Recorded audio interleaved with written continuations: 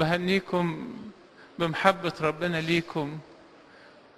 الحقيقة التسبيح النهاردة خلى الواحد يحس انه في السماء. بهنيكم بالشمامسة الحلوين بتوعكم بقيادة المعلم بشرى. الحقيقة الكنيسة تفرح حقيقي كأن الواحد في السماء. كلامي ليكم النهاردة عن 3 نقاط. النقطة الأولى إن الله بيحبنا جدا،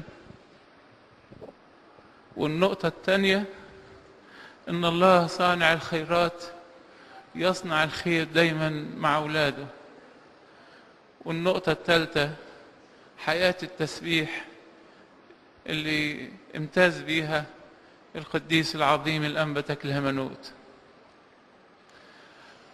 النقطة الأولى، الله يحب كل واحد فيكم. يقول معلمنا بولس: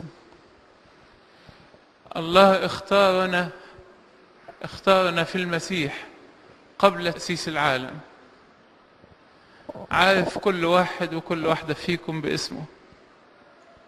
حقيقي ربنا بيحبكم محبة عجيبة خالص، لدرجة انه قدم ذاته على الصليب وفدانا كلنا كل واحد بدمه. الله يريد ان